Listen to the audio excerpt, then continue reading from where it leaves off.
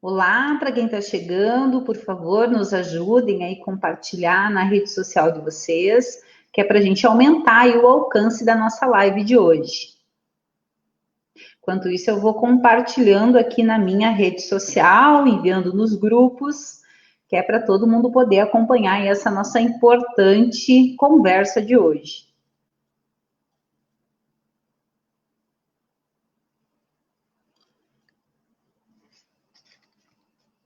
Vamos dizendo aí se o áudio tá bom. Alexandre, meu querido, abração. O Alexandre de Santa Cruz, nosso amigo aí com a gente. Boa noite, Ana. Boa noite, Olga. Sejam bem-vindas. Já temos aí algumas pessoas com nós. Vamos aguardar mais alguns segundos e daí a gente já entra oficialmente aí com o nosso assunto de hoje. Deixa eu aproveitar aqui esse tempinho para a gente ir colocando nos nossos grupos.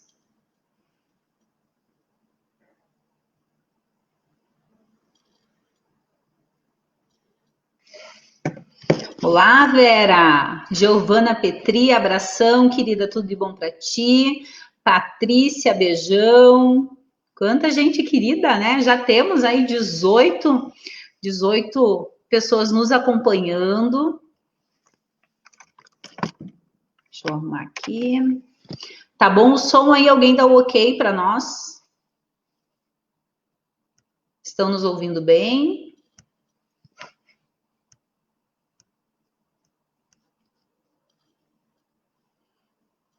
Boa noite, Edemar. Edemar, diz aí para nós, o som tá bom? Ótimo, obrigada. Muito bem, já temos aí bastante gente com a gente, podemos dar início agora oficialmente à nossa live de hoje. Então, boa noite a todos e todas. Para quem não me conhece, eu sou a professora Regina e juntamente com outros colegas criamos esse espaço que a gente denominou aí de chão da escola, que tem o objetivo de ficar mais pertinho de vocês.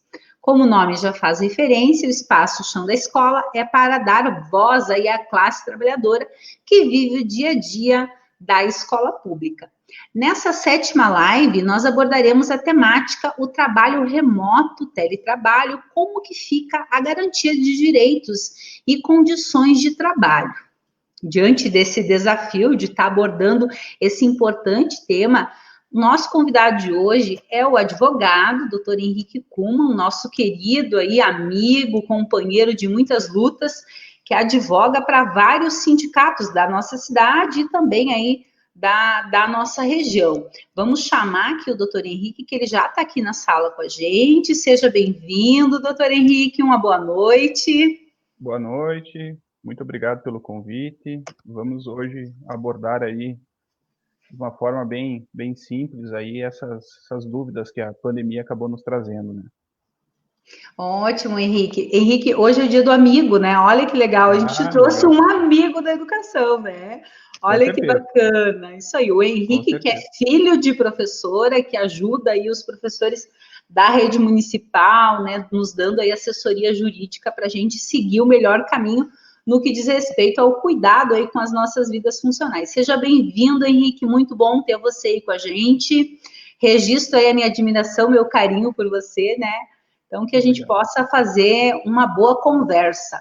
Quem está nos acompanhando pode colocar aí nos comentários suas dúvidas, nos ajudar, trazendo suas reflexões aí sobre esse importante tema de hoje, o trabalho remoto, o teletrabalho, como que fica nessa realidade aí a garantia de direitos e condições de trabalho.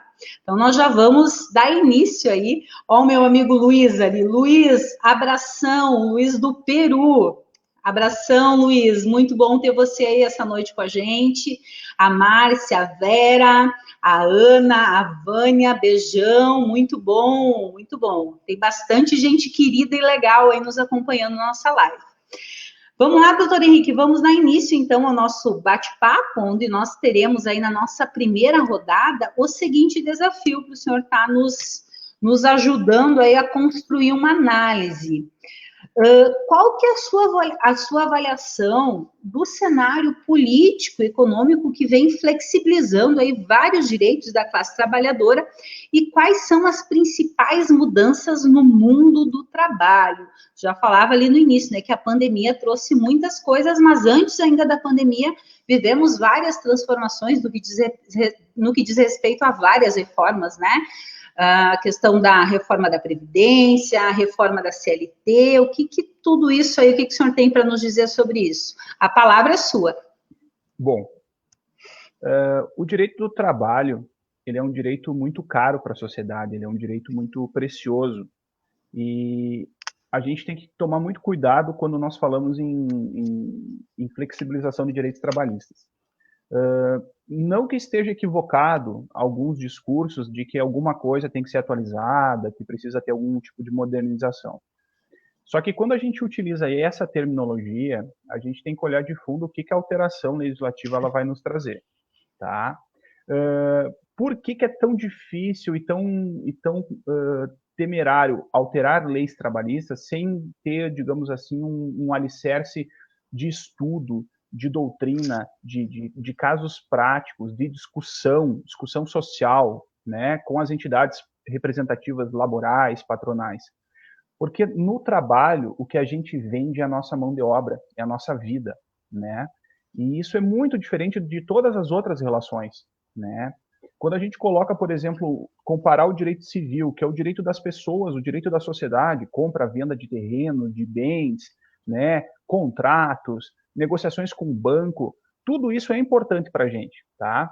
Mas quando a gente coloca o trabalho, a nossa vida, o nosso sustento, a nossa subsistência, né, a vida dos nossos filhos, dos nossos queridos familiares, a gente muitas vezes aceita muita coisa em virtude dessas situações, porque a gente está numa condição de hipossuficiência, né? Nós estamos numa condição de precisar do dinheiro para sobreviver. Então, nesses momentos de crise, tanto econômica e agora essa crise de saúde pública, é muito comum que se venha um levante legislativo no sentido de construir aí alterações, tá? Contudo, elas estão sempre com um viés não específico para a pandemia, como ocorreu agora nesse caso. Muitas delas elas vêm já de forma estruturante para modificar daqui para frente e são alterações sensíveis que vão ficar, tá? As principais alterações que a flexibilização trabalhista ela trouxe, né, estão ligadas a retirada dos sindicatos nas negociações entre patrão e empregado, tá?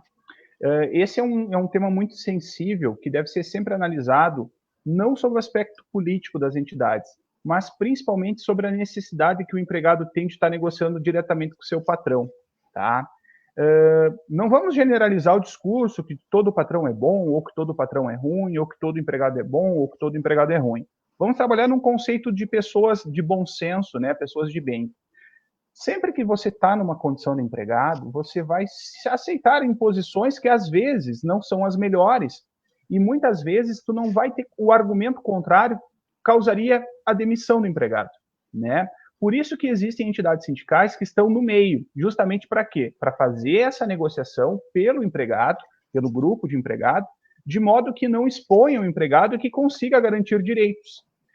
Essas alterações que a própria MP 927, que trouxe, que ela acabou agora perdendo a validade, né?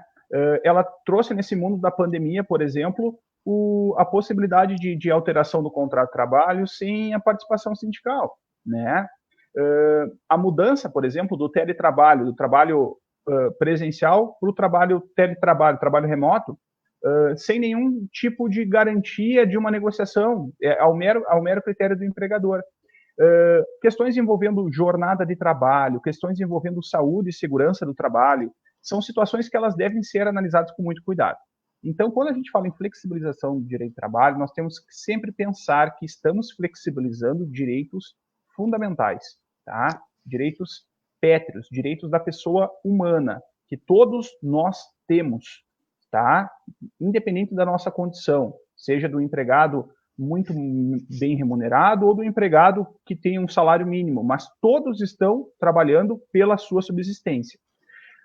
A nossa Constituição Federal, ela graças a um trabalho de ser uma Constituição cidadã, uma Constituição democrática, ela trouxe uma série de previsões constitucionais que são cláusulas de barreira, literalmente, que impedem que legislações infraconstitucionais causem algum tipo de alteração lesiva para o empregado, tá?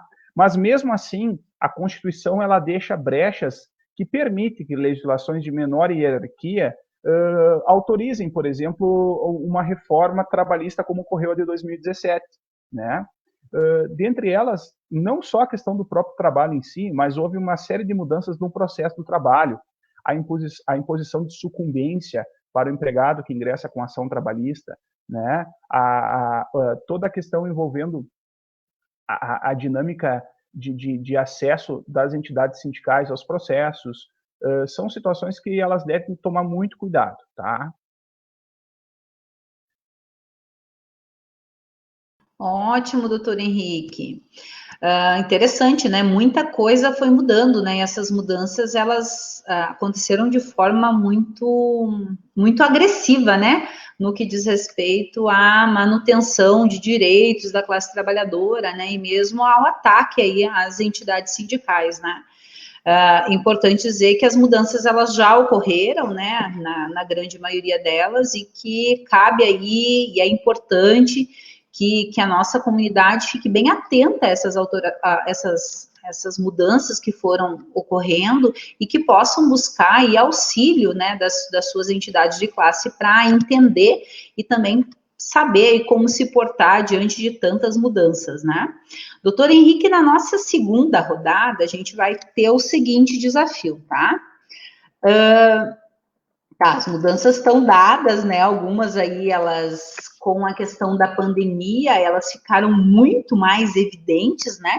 Principalmente essa questão do teletrabalho, do trabalho remoto. Eu queria saber, assim, do senhor, muito tem se falado aqui no nosso município, no país todo, da implementação das atividades à distância, utilizando aí diferentes ferramentas virtuais. Considerando que as aulas estão suspensas por questões de segurança, preservação da vida, e ninguém questiona isso, né? Eu queria saber, assim, do senhor, se essa prática, ela configura teletrabalho, trabalho remoto e por quê? Sim. Eu acho que o melhor exemplo de teletrabalho é esse que está sendo colocado em jogo com relação à pandemia envolvendo as aulas, né? O trabalho remoto, né, o teletrabalho, o trabalho à distância, ele é um trabalho, digamos assim, não é diferente do trabalho presencial no tocante aos direitos, né, envolvendo o contrato de trabalho tradicional. E aí nós temos dois aspectos, né? O aspecto geral, que é o aspecto da CLT, né, que é o empregado privado, e também os empregados públicos, né, os servidores públicos, melhor dizendo, que envolve os seus estatutos, né? São regulamentações distintas em virtude do regime jurídico, mas que, de certa forma, elas acabam se cruzando, principalmente nos conceitos gerais. Até porque, via de regra, os estatutos de servidores eles não prevêem muito essa questão do teletrabalho, por ser algo totalmente atípico para a administração pública, né? Principalmente no trabalho do magistério, tá? Eu não me recordo de momentos passados a gente ter colocado assim em discussão a questão do teletrabalho envolvendo diretamente a educação básica, né, e principalmente a educação dos menores.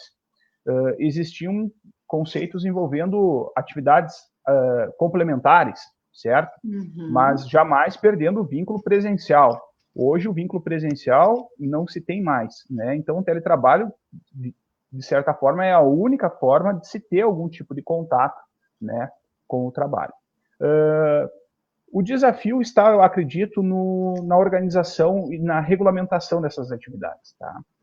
Aqui no município de Passo Fundo, mais especificamente no ramo do magistério público, né, nós temos que ter uma grande normativa, penso eu, da Prefeitura Municipal, da Secretaria Municipal de Educação, colocando os conceitos gerais, né, Isso não só como garantia da própria administração, mas eu acredito que do servidor e da própria comunidade, né, já que envolve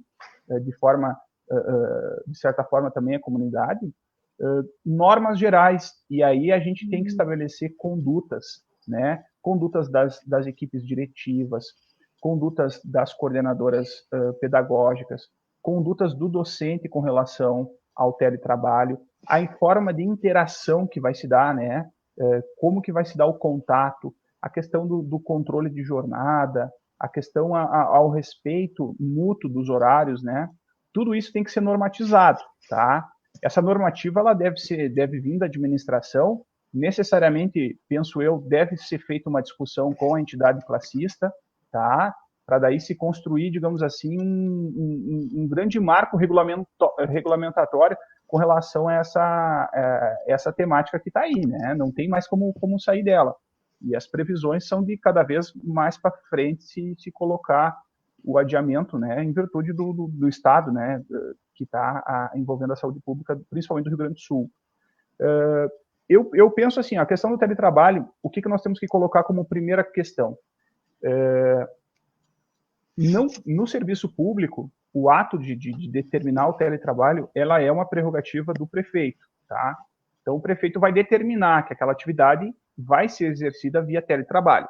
O início e o fim da atividade, transformando ela de presencial para teletrabalho, deve ser feito mediante um ato do Poder Executivo, tá?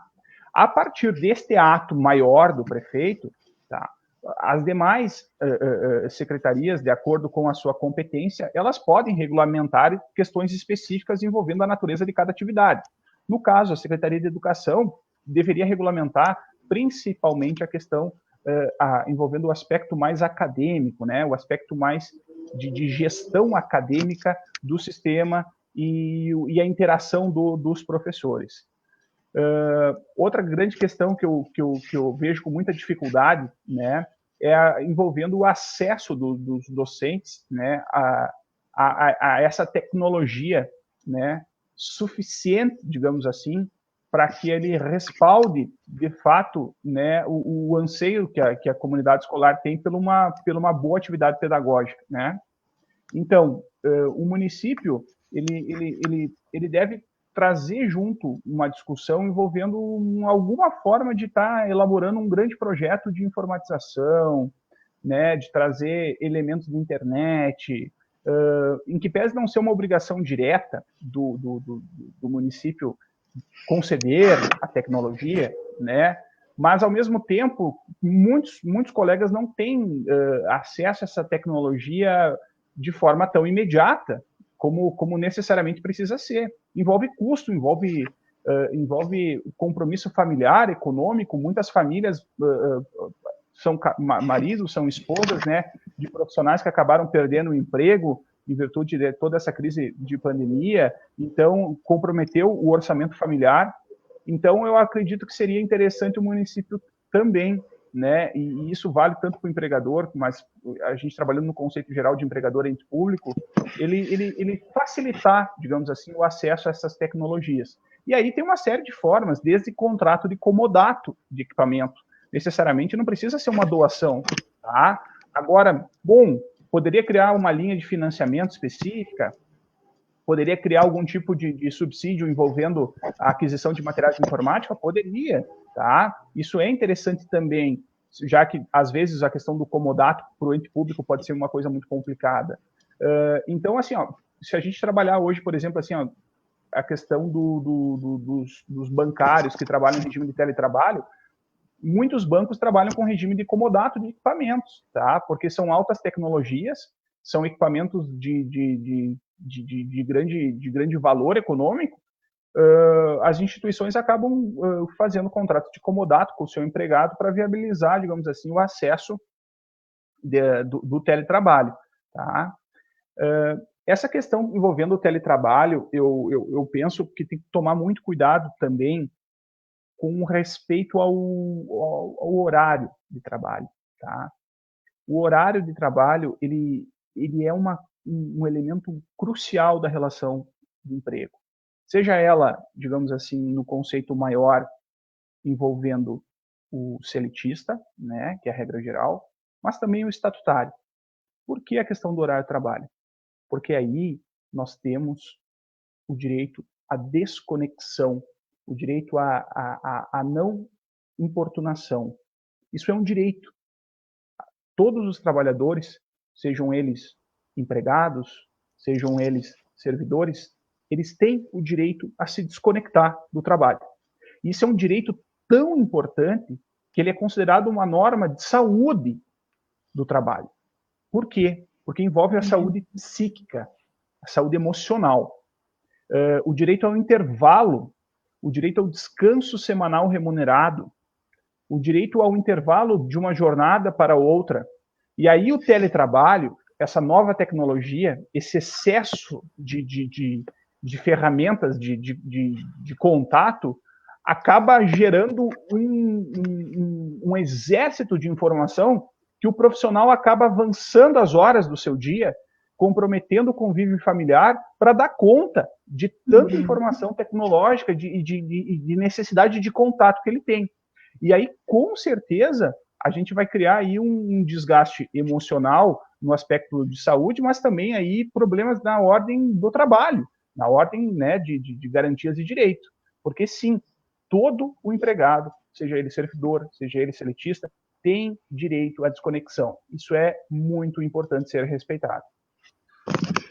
Importante os teus esclarecimentos, Henrique. Assim, hoje, tanto a rede estadual como a rede particular, a rede municipal, boa parte assim dos trabalhadores estão trabalhando nessa nova modalidade, onde muitas vezes assim o sentimento que se tem é meio que um mundo sem leis, né? Sem leis, sem limites, aonde tudo é permitido, né? Onde tudo é permitido.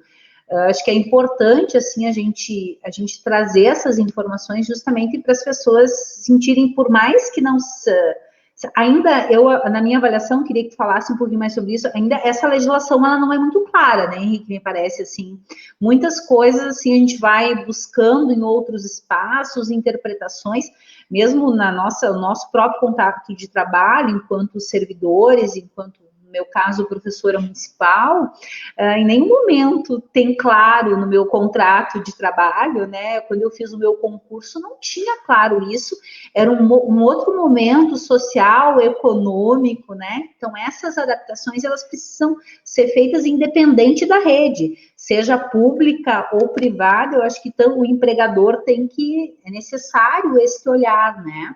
Acho que é importante que a gente sempre enfatiza, ninguém é contra, né, empregador aqui, né? Não é essa a intenção, mas a intenção é de fato que a gente consiga avançar também no que diz respeito a essas relações de trabalho, que vai ser bom tanto para o empregador quanto para o empregado. Esse é o grande desafio, né? Então, eu queria que tu falasse assim, essa questão da legislação, assim, onde que a gente pode estar buscando essas informações, porque se a gente fizer uma pesquisa, não está muito, de forma muito clara essas orientações, né?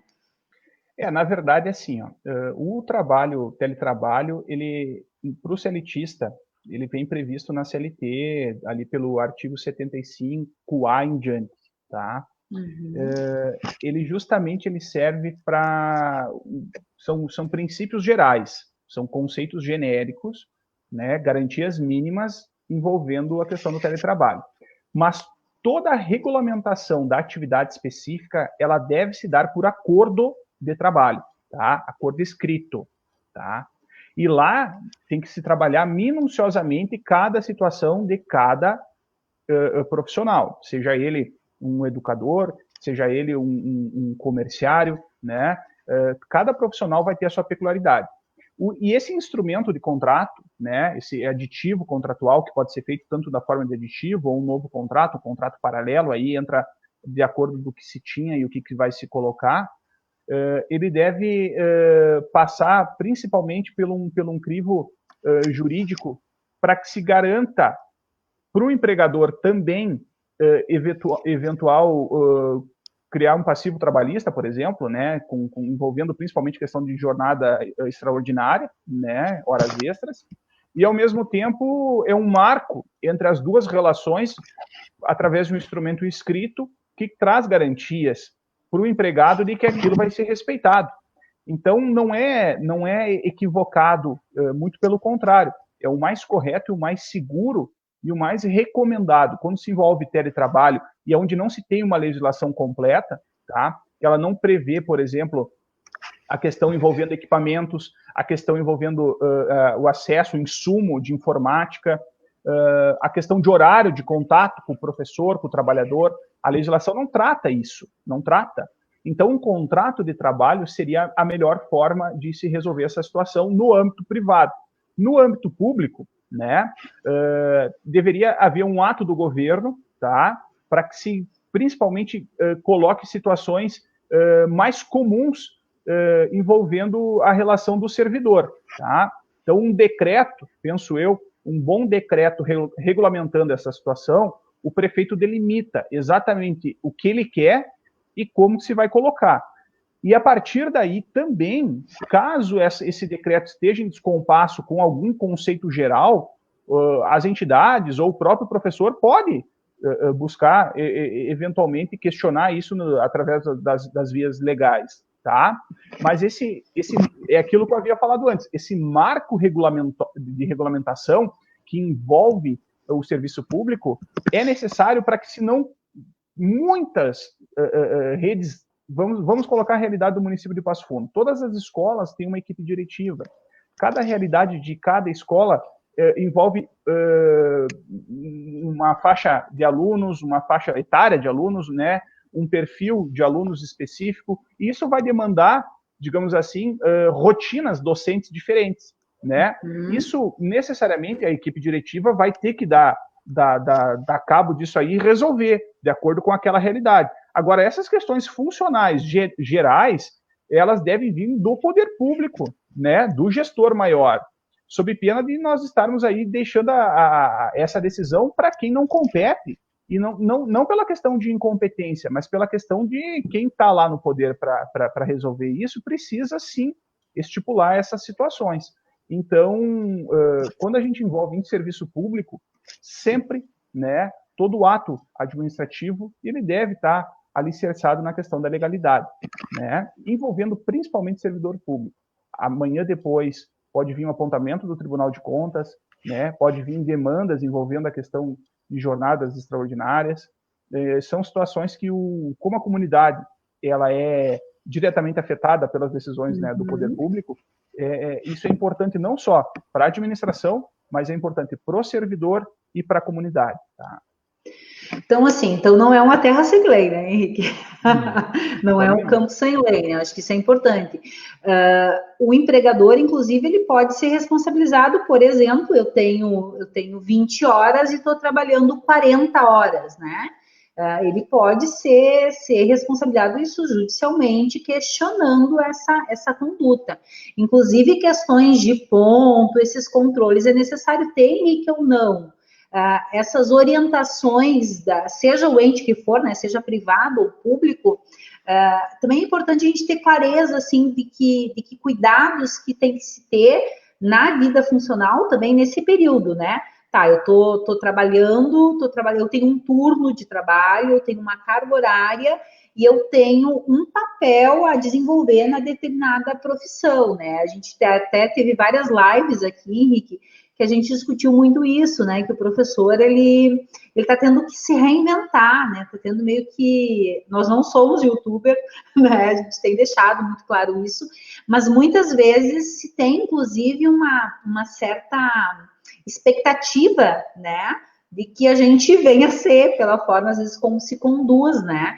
E se a gente for ver, toda a nossa relação de trabalho, ela foi muito diferente, sempre muito foi voltada à sala de aula, ao ensino presencial, ao afeto, a essa aproximação com o aluno, que é uma realidade totalmente diferente e que demanda, inclusive, muito tempo, né? Porque a preparação de uma aula presencial é né? De uma aula virtual é totalmente diferente. Muitas vezes você precisa de um vídeo, por exemplo, para quem não tem aí essa habilidade de estar gravando, às vezes tu grava 30 vídeos para tirar um, Então, assim, aumenta muito a sobrecarga de trabalho, né? Mas é importante esses esclarecimentos. Assim, Henrique, nós temos aí 60 pessoas com a gente acompanhando. Nos ajudem a compartilhar, que é para a nossa live ter mais acessos, aumentar o alcance e que para a gente possa levar aí as informações para a nossa comunidade. Lembrando, as informações que o doutor Henrique está trazendo aqui não se referem somente a professores. Toda e qualquer relação de trabalho, o que vai mudar são as legislações, mas também tem aí os seus limites legais que a gente deve estar observando. Doutor Henrique, tem algumas perguntas aqui que eu vou lendo. A professora Adriana, ela coloca ali a questão dos grupos de WhatsApp, né? Que orientação que a gente tem frente a isso? Por ser o WhatsApp pessoal do professor como ferramenta, somos obrigados. Algumas professoras trazem presente aqui a questão dos equipamentos, né? Que tu trouxe na tua fala anterior, assim, de que inclusive, eu recebi várias ligações de professores, mensagens, que os colegas dizem, Regina, o que eu faço? Meu computador pifou, né? Inclusive, tenho muitas expectativas de que se cria algumas alternativas, né? Por conta disso, o computador daqui a pouco é um computador antigo, né? Eu não tenho web, como que vai funcionar isso considerando as exigências? Mas na nossa terceira rodada, aí a gente vai contemplar essas expectativas das nossas colegas que estão ali manifestando nos comentários. Então, aí, nessa nossa terceira rodada, doutor Henrique, queria que tu falasse um pouquinho mais, assim, sobre que cuidados que a gente deve ter no que diz respeito ao direito de imagem, da propriedade intelectual e da segurança dos profissionais no exercício do teletrabalho, trabalho remoto, no que se trata o direito, e aí tu já falou um pouquinho, né, do que trata aí o direito de se desconectar, né? Queria que tu falasse um pouquinho abordando esses três aspectos e considerando também os questionamentos que as professoras fizeram, tá? Essa questão do direito à imagem, da propriedade intelectual e da segurança do profissional no exercício da função aí do teletrabalho, e destacando essa questão dos grupos de WhatsApp e também dos equipamentos. Então, a palavra é tua. Vamos tentar construir aí um raciocínio. Quando a gente fala em direito de imagem, tá, a gente tem que trabalhar sobre dois aspectos. O primeiro é que a atividade remota por teletrabalho, né, e por videoconferência, que é o caso das aulas, né, não presenciais, elas automaticamente vinculam a utilização da imagem do professor, tá? Então, digamos assim, a própria atividade ela impõe, né, esse tipo de exposição, tá? Isso então faz com que o critério que essa imagem vai ser utilizada vai ser a matriz determinante para que se há um abuso ou não na utilização da imagem do trabalhador, tá? Quando a imagem ela é utilizada somente, mas tão somente para a questão do trabalho, né, envolvendo somente a questão da presença, né, vamos trabalhar nesse conceito, a presença física, mas não seria o melhor termo, mas a imagem do professor como gestor da turma, né, e a necessidade de contato direto, né, da visualização, ela não teria problema e ela não geraria nenhum tipo de descumprimento de lei com relação a essa questão, porque faz parte da atividade do professor. Contudo, quando a gente entra num campo envolvendo uma utilização comercial dessa imagem, tá, de uma forma exacerbada e sem autorização, tá, por exemplo, utilizar a imagem do professor para uma propaganda da escola, tá, utilizar a imagem do professor para uma divulgação de alguma campanha, tudo isso é para motivar, digamos assim, uma comercialização e vincular a imagem do professor não mais no seu trabalho, na sua atividade com os alunos, mas sim colocar ela para trazer lucro, a sua imagem para trazer lucro para a empresa. Isso não pode, sem autorização expressa firmada pelo profissional, tá? Então, o que você tem que tomar cuidado com o direito de imagem é justamente isso. Primeiro, qual que é o objeto que nós vamos utilizar na minha imagem? A minha imagem é tão somente para dar aula para os meus alunos? Ótimo, isso é uma coisa. Agora, eu não autorizo a utilização da minha imagem a mero critério, lançando ela em todas as plataformas, sem mínimo de controle, digamos assim, né, de acesso, quem que vai visualizar. Então, o ambiente virtual de sala de aula é uma coisa. Agora, a rede aberta é outra coisa totalmente diferente, tá? Isso tem que tomar muito cuidado. Um exemplo, assim, Henrique, para ver se a gente consegue deixar mais claro. Eu sou professora do segundo ano, tá? Professora do segundo ano, e eu trabalho, tenho feito meus vídeos, tenho alimentado a plataforma. No entanto, os meus vídeos começam a ser distribuídos também para as outras turmas, e eu estou dando aula, daqui a pouco não para o segundo ano, mas para 300 alunos, né? 300 alunos, suprindo, por exemplo, a falta de professores. Isso pode configurar? Não? Como que funciona isso? Aí é uma análise do caso, né? Mas eu digo assim, ó, o vínculo, principalmente na questão da docência, é do regente da turma. E aí nós teríamos uma dupla, digamos assim, uma dupla ilegalidade, né? A primeira envolve também que tu tá transferindo digamos assim, a didática para um material totalmente EAD, que é sem tu tá passando uma videoaula, né, que não é a ideia, né, a ideia é diferente dessa, porque tem que ter a interação, né, essa é a lógica que pelo menos, né, as informações que eu tenho lido nesse sentido, não cabe a mim entrar no caráter pedagógico, não tenho ferramentas mentais para discutir esse tipo de assunto, mas eu penso que a interação do gestor, da turma, não pode ser utilizada como um vídeo divulgação para as demais. Vamos utilizar a aula da professora Regina para todos os mesmos níveis, porque não é, existe uma regulamentação, e aí o próprio Conselho Municipal de Educação, né, a própria LDB, ela traz conceitos envolvendo, né, o link que o professor necessariamente precisa ter com o seu aluno. Tudo isso passa do pressuposto de que houve autorização do professor para que essa aula fosse divulgada de uma forma geral. O objetivo desta aula era para ser uma divulgação geral para todas as turmas, ou era uma aula somente para a minha turma?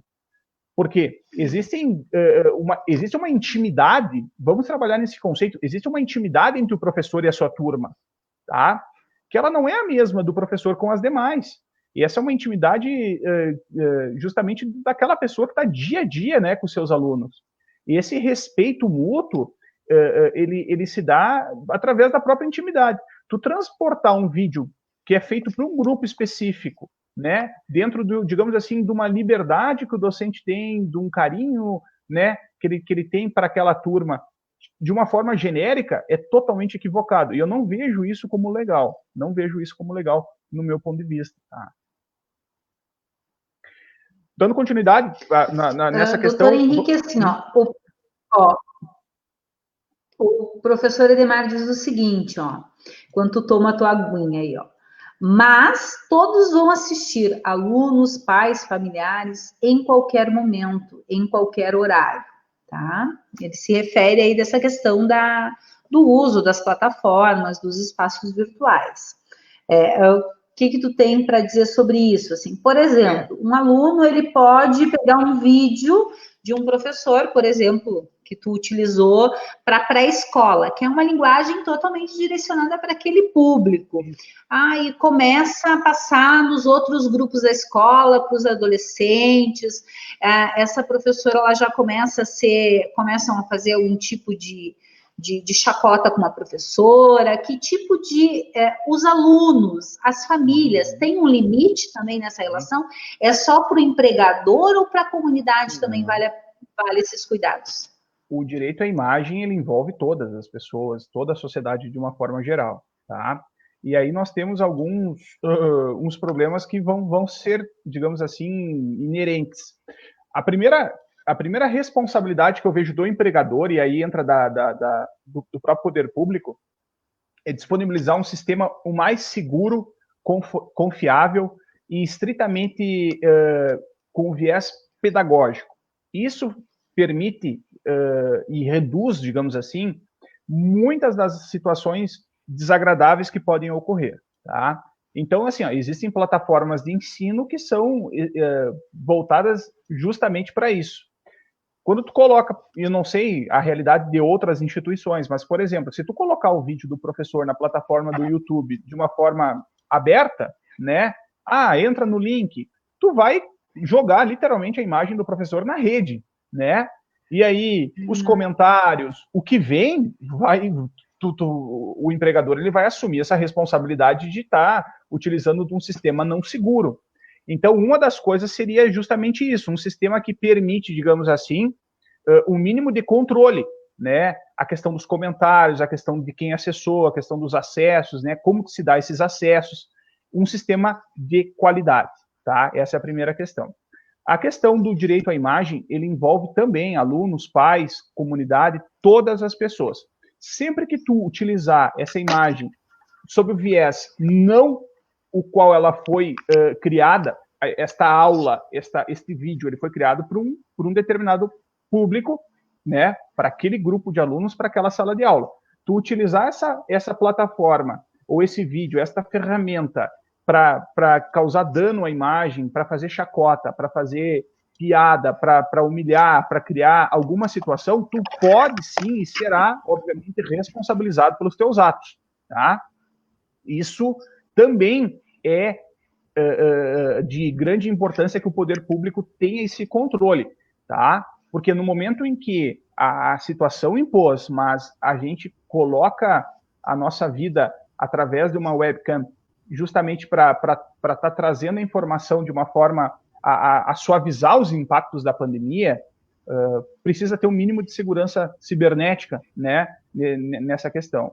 E isso se dá, o marco, o regulamento que regulamenta essa questão, ele garante a proteção irrestrita, né, da imagem, principalmente para aqueles que não fazem parte da relação, digamos assim, do docente, envolvendo principalmente a instituição de ensino, né, no caso do poder público, e os seus alunos, e as equipes diretivas, digamos assim. A partir daí, a utilização desse vídeo foge do seu âmbito principal, que é o âmbito escolar, e, com certeza, diversas ferramentas jurídicas podem ser, inclusive, utilizadas para responsabilizar, né, e também até para coibir determinada prática, né, que venha a ser abusiva. E sempre quando a gente coloca a imagem de outra pessoa com o viés de bullying, com o viés de chacota, você poderá ser responsabilizado por diversas formas, inclusive indenizações por dano moral, né, até mesmo eventual conduta a ser apurada pelos órgãos de polícia, enfim. Tem que tomar muito cuidado, principalmente aquele que coloca a sua imagem, e aí é importante sempre colocar os limites quando verbalizar, quando produzir o vídeo, né? Por isso essa situação da plataforma, que seja vinculada, e caso ocorra, eu acho que tem que imediatamente comunicar o teu empregador, seja a instituição de ensino, seja o poder público, para que ele, inclusive, tome as medidas, porque essa imagem, esse vídeo, ela se deu em virtude do trabalho, né? Então, a responsabilidade, nesse caso, também é do empregador.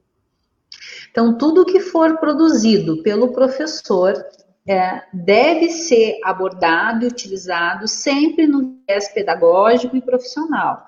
Esse é o grande cuidado que tem que ter com isso. Tudo que foge dessas esferas pode ser, daqui a pouco, as pessoas podem ser responsabilizadas. Claro, né, pessoal, que é bem diferente quando o professor, né, vai lá, cria o seu canal no YouTube e começa a colocar, né, lá suas atividades, os seus vídeos. É uma outra esfera que eu acho que é importante a gente deixar bem claro o que é o que, né?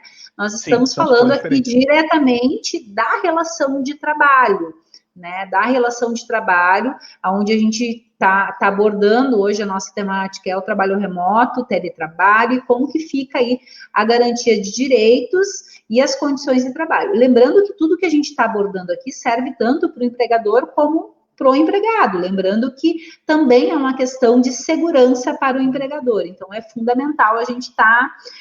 Doutor Henrique, para quem o senhor abordou antes muito rapidamente, acho que seria interessante o senhor nos dizer aí, falar um pouquinho mais, o que é o direito de se desconectar? Eu posso fazer isso? Quando que eu posso? Pode, deve, tá? E aí a gente já responde aquela pergunta do WhatsApp. Eu acho que ela é fundamental. Quando a gente está no regime de teletrabalho, todas as ferramentas, elas nos sugam contato. Então, hoje a internet, ela te conecta por e-mail, por plataforma do sistema privado, intranet, né, da tua empresa, da tua instituição, WhatsApp, Messenger, Facebook, enfim, são diversas formas, além do telefone, né, do bom alô, como é que você vai. Tudo isso são situações que literalmente não dão conta um ser humano dentro de um aspecto normal, tamanha quantidade de informações que chega para ele e ele tem que prestar conta e tem que dar dando conta. No caso do docente, penso eu que é muito mais difícil. Por quê? Porque o público dele são, via de regra, crianças ou jovens, né? Trabalhando na rede pública municipal. Muitos têm muita dificuldade, principalmente a questão do acesso, não conseguem, é difícil, é uma ferramenta complicada para quem não está habituado, né? E o professor é quem ele vai procurar, né, para solucionar o seu problema. A relação, ela se dá necessariamente dessa forma. Então, nesse momento, é aquilo que acho que foi o professor colocou. Os pais vão ver o vídeo, muitos vão ter que ver o vídeo, vão ter que ver a aula para explicar, né, pro seu filho como é que... Porque o pai acaba fazendo um meio, né, entre o professor e o filho, já que a presença física não existe mais. E o pai vai assistir o vídeo, por exemplo, às 8h30 da noite, né? E 8h30 da noite ele não consegue assistir, ou ele está com uma dúvida, e ele vai entrar em contato com o professor. E não só esse pai, o outro, a coordenadora já recebeu uma informação e assim vai. E aí você criou num ambiente várias informações e você está envolvido, mesmo não estando conectado diretamente na frente do computador com o seu aluno, você não se desconectou. E aí a doutrina trabalhista, ela traz um conceito muito interessante envolvendo a desconexão. E não é mais o tempo, literalmente, que você fica trabalhando, tá? Esse conceito é um conceito já desatualizado. O trabalhar é um conceito muito vago. Eu estou trabalhando, eu sou o professor, eu só trabalho quando eu dou aula? Não, de forma nenhuma. Eu trabalho, talvez, muito mais quando eu não estou dando aula, né? Quando eu estou preparando aula, justamente a questão da hora-atividade, né? Que é um direito fundamental, de extrema importância, né? Que vem sendo garantido, mas sempre com muita luta para que ele seja realmente alcançado por professor, não seja algo dentro da tua jornada, e justamente por não ter mais a presença física, os horários, eles acabam ficando vagos. E essa questão envolvendo a desconexão, o que a doutrina ela traz? Justamente esse conceito de alienação, tá? O que é alienação? Você está alienado à atividade laboral, seja ela intelectual, seja ela remota, você está em contato, você está pensando, resolvendo, trabalhando de diversas formas, seja mandando um e-mail, seja mandando uma mensagem, seja gravando um vídeo, seja preparando uma aula, seja resolvendo uma questão com a tua equipe diretiva, seja programando algo já para... Tudo isso envolve diretamente a tua jornada de trabalho. Por isso, e aí o gestor, tá? O gestor da instituição, no caso da iniciativa privada, mas o gestor público, no caso da iniciativa pública, ele deve garantir, literalmente, que o professor respeite os seus horários de trabalho com relação aos seus intervalos, intervalo entre uma jornada e a outra, os seus finais de semana, porque isso vai gerar, em virtude dessas informações, a questão do WhatsApp. Eu não vejo como recomendado, eu não vejo como medida correta a disponibilização de telefone pessoal do professor para os seus alunos, tá? Por quê? principalmente pela questão da desconexão, tá? Principalmente pela questão da desconexão. E aí não é culpa dos pais que trabalham, muitos trabalham o dia inteiro, vão utilizar esse sistema justamente à noite, que é o horário que eles vão talvez conseguir ter acesso mínimo, né? E o professor vai ser demandado. O WhatsApp ele não depende que a pessoa atenda, né? O telefone, como era. Se o telefone tocou, você não atendeu porque a empresa fechou. Ele te manda mensagem a qualquer horário. E no momento em que você recebeu a mensagem, automaticamente o teu vínculo da tua mente já entra em contato com aquela temática, né? Isso prejudica toda a questão da saúde mental. Deve ser respeitado. Eu, como construção que nós temos assim, eu acredito que as escolas elas devem centralizar essas questões de contato, tá? O ambiente escolar, o contato deve ser com a escola, tá? A escola. E aí, a equipe diretiva, seja o poder público, os proprietários das escolas, eles devem criar um sistema, e aí tem sistemas até gratuitos, né? De que recebam essas informações, passem por um filtro, né, de alguém, e a partir daí, internamente, dentro dessa estrutura escolar, um profissional da escola entra em contato com o professor no seu número particular, o professor responde para este profissional da escola e a escola devolve a informação de uma forma institucional, não pessoal, tá? Para quem demandou essa informação, esse pedido, né? Enfim, trabalhando com várias situações. E no caso de dúvidas tecnológicas, no caso, né, de questões, eu acredito que um canal direto, né, de alguém que realmente saiba solucionar, porque eu não vejo como é papel do professor ficar explicando como é que o sistema vai fazer e tal, porque às vezes ele desvia, né, da sua atividade principal, que é a questão de dar aula. E ele também, talvez, aprendeu o mínimo ali, que é para conseguir, né, dar aula. Então, eu vejo que é importante ter um link, uma ouvidoria, digamos assim, né, um SOS para a comunidade escolar, tirar essas dúvidas mais ligadas à questão da informatização mesmo.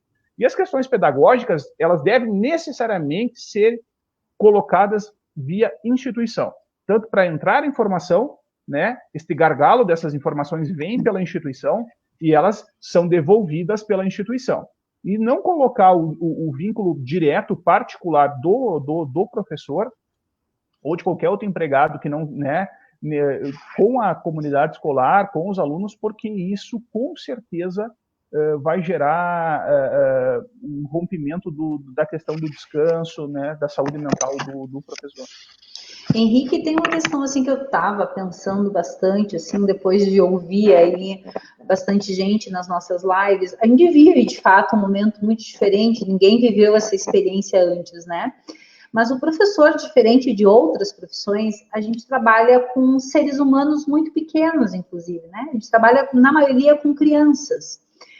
Então, assim, ó, esses cuidados, não é só na imagem, na propriedade intelectual do professor, mas também das nossas crianças, né?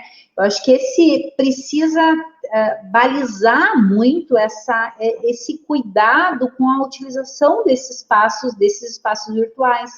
Até porque vai precisar da supervisão dos pais, precisa da figura do adulto utilizando e encaminhando da melhor forma, né, a utilização desses espaços. A gente tem muitos cuidados em como se portar com as nossas crianças. Então, assim, são muitas coisas que giram em torno disso, que quanto mais cuidados a gente tiver, mais segurança a gente vai ter para todos os envolvidos nesse processo. Sejam as seguranças profissionais e também pessoais do professor, né? Porque a partir do momento que eu estou fazendo um vídeo com você, eu estou expondo minha casa, minha família, né? A minha intimidade. Eu acho que são coisas que precisam de uma orientação, principalmente no que diz respeito aí a um empregador. Acho que tem que tomar esse cuidado. Algumas pessoas estão questionando aqui a questão da hora-atividade, de como ser garantida nesse processo.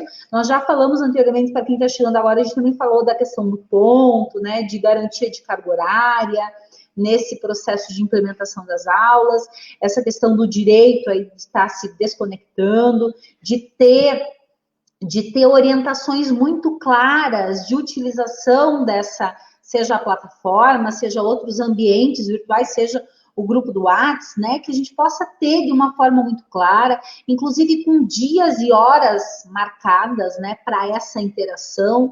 Eu acho que existem formas, inclusive, acho que dá para a gente, em outras lives, partilhar como que as escolas estão fazendo esse processo aí, o que está dando certo, o que não dá. Precisa muito diálogo, mesmo à distância, né?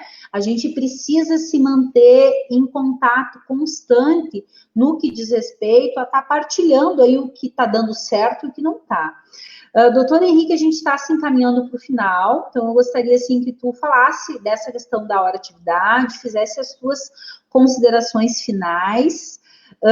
Tem vários comentários aqui dos colegas, vou destacar o comentário da professora Giovana, onde eu achei muito pertinente, onde ela diz que nós precisamos, deixa eu achar aqui, ó, as nossas aulas irão se tornar públicas, precisamos ter respeito de colegas, famílias, alunos, respeito pelo tempo e dedicação do profissional. Eu acho que isso é algo pertinente, sempre, a base de toda e qualquer relação, ela se dá pelo respeito, seja do professor com a comunidade, com os seus alunos, seja dos alunos da comunidade com o professor, seja do empregador, né, com o empregado, do empregado com o empregador. Acho que tem que ter um equilíbrio aí e com coisas muito claras. Eu acho que a gente precisa, tem coisas que a gente precisa avançar, né? Às vezes tudo fica meio subjetivo e aí que se comete os equívocos. Então, vou passar para o doutor Henrique agora para fazer suas considerações finais. Depois a gente tem um recadinho sobre a questão do Fundeb, né? Que a gente hoje estava previsto uma votação, a gente vai conversar um pouquinho aí sobre isso, então fiquem com a gente. Quem ainda não compartilhou a nossa live, por favor, compartilha, que é para a gente aumentar o nosso alcance. Estamos em torno de 70, 80 pessoas, doutor Henrique, nos acompanhando. Então, a palavra é sua. Bom, a questão da hora-atividade no ensino remoto, no meu ponto de vista, se inverteu totalmente a lógica, né? Praticamente é muito mais tempo se dedicando à preparação, né, do material, da aula, do sistema, do que vão ser as aulas realmente colocadas, né, no vídeo, né, na tela. Então, eu acredito que a hora-atividade ela seja fundamental mais do que nunca neste momento de pandemia. Então, garantir o cumprimento da hora-atividade é imprescindível, né? É imprescindível. A Secretaria Municipal de Educação, ela deve emitir alguma normativa, penso eu, nos próximos dias, envolvendo a questão da hora-atividade, tá? Por quê? E não só da hora-atividade em si, mas de todo o trabalho. Porque nós vamos colocar várias situações envolvendo professores de currículo, né, professores de disciplina. O professor de disciplina, ele vai entrar quantas vezes, como que ele vai entrar ao vivo, vai ser vídeo, né? Como é que ele vai gerir esse horário de trabalho dele? Porque sim, é garantia do professor que ele tenha a sua hora atividade. 1/3 da jornada de trabalho do professor é para a hora atividade. E aí, se nós colocarmos hoje a necessidade do professor fazer todo um planejamento muito maior, envolvendo tentar sintetizar o conteúdo num vídeo menor, tentar criar um material didático escrito muito mais completo, porque ele não vai ter uma aula presencial, mandar muito mais atividades, né, online para as famílias, compreendendo todo o aspecto familiar, eu acredito que a hora-atividade vai ser muito maior. Eu não vejo que 1/3 da jornada de trabalho vai ser suficiente para fazer isso. É muito pelo contrário. Então, eu vejo o maior desafio da educação à distância vão ser a questão das horas de atividade. E não tem outra forma senão uma regulamentação prévia, né, do órgão gestor, e a partir daí, analisando os primeiros dias, os primeiros passos envolvendo essa retomada das aulas não presenciais, essas aulas online, estar avaliando dia a dia para ver se está sendo possível garantir que cada professor tenha de forma satisfatória a questão das horas de atividades. E não é possível tu colocar, a lei me garante que 1/3 da jornada de trabalho vai ser para a hora de atividade, mas o professor ele gasta muito tempo planejando aula, então vai ter que ser um bom senso nesse aspecto, né? Colocar um marco de regulamentação na questão da hora de atividade, na questão do tempo que vai estar à disposição, né, da instituição de ensino, e criando mecanismos. Eu acho que as plataformas elas estão cada vez mais modernas, cada vez com mais links, né, para que se tenha o máximo de informação, de dados, de estatísticas, né, de controle possível. Quando a gente vai, já chegando no encerramento, pensar como tudo isso vai acontecer, eu acredito que o dia a dia vai trazer os elementos necessários para suprir essas lacunas que ficaram. Muita coisa é previsão, né? É o que a gente acha que vai ser desta forma, mas muita coisa vai ser mais difícil do que a gente pensa e outras até mais fáceis do que nós pensamos, né? Então, eu penso que, principalmente, dia a dia, a retomada dessas aulas, elas devem passar de uma forma coletiva, de um diálogo de construção entre o professor, equipe diretiva, sindicato da categoria, Secretaria Municipal de Educação e prefeito, tá? Envolvendo a questão do magistério público. Dia a dia, trazendo informações. Por quê? Porque a gente está trabalhando com um público, como a professora falou, um público de crianças. São sensíveis. Eles precisam ter excelência no atendimento, que essas aulas chegam com o máximo de qualidade possível. Então, ao mesmo tempo, o servidor ele tem que estar contemplando, pelo menos para que ele possa fazer isso, o seu trabalho de forma efetiva, e que a administração consiga entregar para a comunidade algo que seja realmente satisfatório. Eu não vejo que vai ser melhor, eu não vejo que vai substituir. Não vejo mesmo. Mas vai ser satisfatório. E eu acho que nesse momento de pandemia, estamos nos contentando com o satisfatório, né? Dentro de toda essa coisa absurda, né? Que nos impôs. Mas paciência, é o que, infelizmente, sobrou, né, para a nossa população. Mas não só a nossa, do mundo inteiro. Então, mantendo a questão da saúde como primeira opção, primeira necessidade, a questão da integridade física das pessoas, né? Eu acho que essa é a principal conduta, não pode se abrir mão disso. Vamos colocar uma educação de qualidade com garantias de direitos, tá? Com garantias de direitos.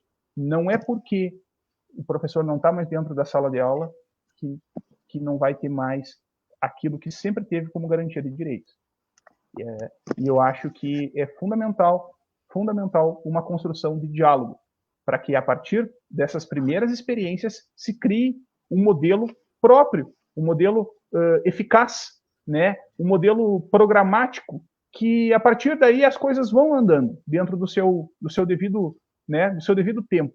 E as peculiaridades de cada caso devem ser resolvidas de acordo com a sua dimensão. Tá? Eu agradeço de forma especial a professora Regina. Eu penso que esse trabalho que ela está fazendo de trazer informação é fundamental.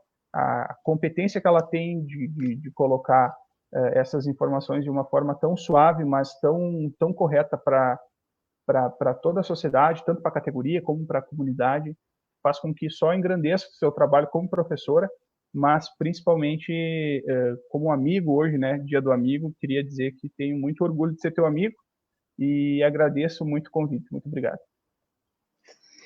Obrigada, Henrique. O orgulho, a admiração é toda minha, né? Eu e o Henrique faz muitos anos, né, Henrique, que a gente trabalha aí junto e construímos um trabalho muito bonito aí em defesa dos direitos da profissão docente. Então, gratidão por ter você ao meu lado, meu respeito, minha admiração e que a gente possa continuar aí trilhando esse caminho juntos, né, na defesa dos direitos da classe trabalhadora. Henrique, eu vou pedir que tu fique um pouquinho ainda com a gente, que depois a gente vai avaliar aí a nossa live. Gostaria agora que os colegas fazer um apelo, né, à nossa comunidade, à nossa sociedade. Gostaria de fazer uma fala agora me direcionando assim muito mais para para estar chamando atenção, está fazendo esclarecimento e também está pedindo aí a mobilização de todos e todas. A gente está com quase 100 pessoas aqui, então a gente pode fazer com que essa nossa mensagem chegue a quem deve estar chegando, tá? Para finalizar a nossa live, eu gostaria de, então, de chamar a atenção aí da nossa comunidade para a Câmara dos Deputados Federais, onde estava previsto hoje, aí na minha rede social, eu fui, ao longo dessa semana, postando essa questão da defesa do Fundeb, né, que é o Fundo de Manutenção e Desenvolvimento da Educação Básica e da Valorização Profissional da Educação, dos profissionais da educação, que é aí responsável pelo financiamento da educação básica do nosso país. A votação ela estava prevista para hoje, no entanto, ela foi adiada para amanhã, mas isso não significa que nós deixaremos aí de estar nos mobilizando, porque a luta ela é permanente quando se diz respeito à educação e à profissão docente. Importante esclarecer para a comunidade que foram mais de 100 audiências públicas que aconteceram desde 2015, que saiu aí o relatório desta PEC, feito pela deputada professora Dorinha, que torna o Fundeb permanente, que garante na Constituição e amplia a complementação da União, que atualmente é de 10% para 20%. Para vocês terem uma ideia, aqui em Passo Fundo, a remuneração dos professores municipais são feitas basicamente pelo Fundeb, então é fundamental. Sem o Fundeb não existe educação pública. E aí vem o nosso apelo, a nossa angústia, né, no que diz respeito à informação que chegou no final dessa semana, no final ali do segundo tempo, o governo encaminhou uma proposta absurda, para não dizer outra coisa, né, a qual propõe que seja utilizado 5% do fundo para programas de transferência de renda. E se não bastasse, ele ainda coloca um teto de 70% para gastos com remuneração dos professores e muitas outras coisas que prejudicam esse projeto que está para ser votado. O projeto original, ele já sofre aí muitas alterações se a gente não conseguir comover os nossos deputados da importância do investimento significativo na educação, que os nossos deputados, eles não cedam à pressão do governo federal. A educação precisa de dinheiro, a educação precisa de investimento. Se o governo federal precisa de dinheiro, então que a gente possa fazer a reforma tributária, vamos taxar as grandes fortunas, mas não vamos tirar dinheiro de onde tem tão pouco. Aprovar o Fundeb é urgente, é necessário. Vamos aí juntos pressionar os deputados para não ceder à pressão do governo federal. Na hora de dizerem que a educação é prioridade, é muito fácil. Vamos ver amanhã, na hora do voto. Vamos ficar vigilantes. Não vamos deixar de acompanhar. Precisamos sim que eles votem no projeto da relatora. Basta de descaso com a educação. O recado é para os nossos deputados, que eles votem. Se eles votarem aí contra a educação, eles vai ficar marcado na história deste país o nome deles como inimigos da educação e dos profissionais. Então, assim, é importante dizer que nós vamos fazer questão de divulgar o nome de cada um dos deputados que votaram contra o projeto da relatora. Amanhã a gente vai estar acompanhando de perto a discussão em Brasília e pedimos aí que todos e todas venham junto com a gente na defesa da educação pública, que a gente possa estar enviando aí mensagens para os nossos deputados e que a gente consiga estar comovendo eles de estar votando o projeto, e não é qualquer projeto, a gente só não quer a aprovação, a gente quer a aprovação do Fundeb, mas a gente quer a aprovação do Fundeb para resolver, de fato, os problemas da educação. Então, fica aí o nosso apelo aos deputados, o nosso muito obrigado a todos os colegas que acompanharam a nossa live. Doutor Henrique, gratidão aí pela sua presença, mais uma vez, muito obrigado, que a gente possa ter outras lives com a sua presença. Essa live, ela vai ficar gravada, então vocês podem continuar compartilhando também no nosso canal do YouTube. Quem ainda não se inscreveu, por favor, vai lá e se inscreve no canal da professora Regina, que é para a gente continuar aí se comunicando e levando as nossas análises né, para quem precisa estar ouvindo. Educação merece respeito, educação merece investimento. Nossos profissionais da educação, muitos dizem que devem ser valorizados. Hoje, o nosso país tem uma oportunidade histórica de amanhã votar pela valorização dos profissionais da educação, pela educação pública de qualidade. Então, que a gente possa seguir firme nessa luta.